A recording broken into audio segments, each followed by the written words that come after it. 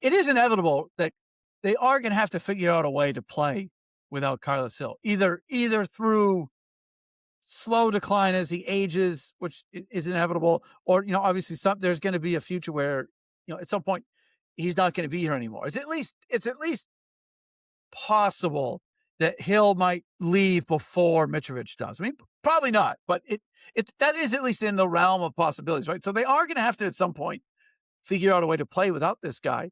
And the Cincinnati game, I think, was a great example. They had 6 goals, and he had no goals and 1 assist, which I don't think anyone would have thought that was possible. Can the New England Revolution score 6 goals and Carlos only has 1 assist? I mean, that to me, I would have said, no, there's no way.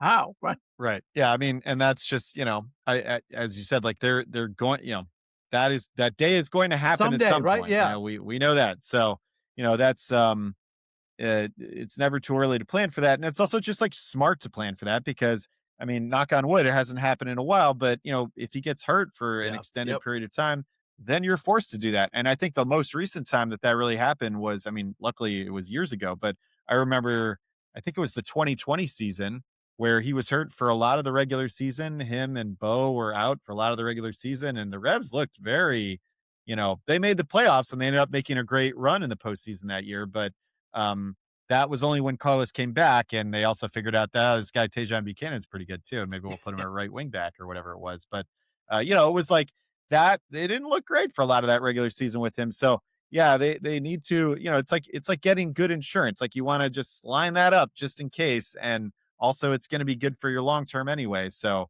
yeah, we'll see. But that is a smart. I don't know if that's an intentional thing, like I said, or not. Like I haven't seen enough of this team yet to really deduce that, or we haven't heard that from anyone. So, but that's just been a statistical reality that I thought, has been kind of an interesting development so far. Yeah, no, absolutely. I mean, they're not going to come out and say, "Hey, we're planning for the decline of Carlos Hill." Uh, not quite yet, anyway. And then okay, last thing on the list, real quick. Diego Fagundes comes back. I mean, the thing that's impressed me the most is a lot of people were saying very early on, this team really lacks depth all of a sudden out wide and in the attacking positions where like Malcolm Fry is sometimes your first option off the bench, and then they go and get Diego Fagundes. So in addition to the fact that it helps with a clear depth issue on the team, it seemed like a no-brainer. He was available. We all know his story. He wants to come back, and they made it. I mean, to me, I don't see any downside to this, and it seems like a great move. Absolutely. And it's like we always heard like, Diego's like a good guy around the team. Like there's no problem with that. I'm glad that he, left in a way and went and, had a whole career, won an MLS Cup and like was, successful in multiple other places for periods of time and did well.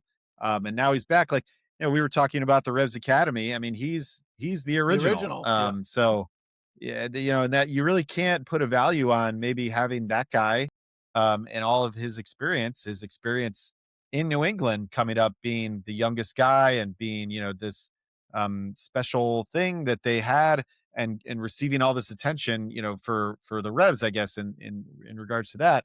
And then having that guy be around Peyton Miller and some of these other, and all these younger players that Mitrovic have brought in, like that just feels like a force multiplier that you can't measure, as we were just saying, in a box score, like that you cannot measure in a box score. Those are intangibles that go beyond that, that whether he plays, whether he scores a goal, he did have, I think, like a secondary assist in that 6-1 win.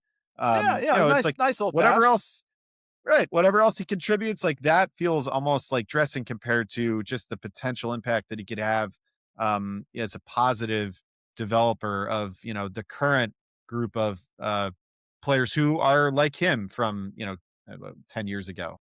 Yeah, no, absolutely. Yeah. I was really excited about that. And yeah, hopefully it works out. And hopefully I need to pick up a bunch of points in this 3-game homestand for sure.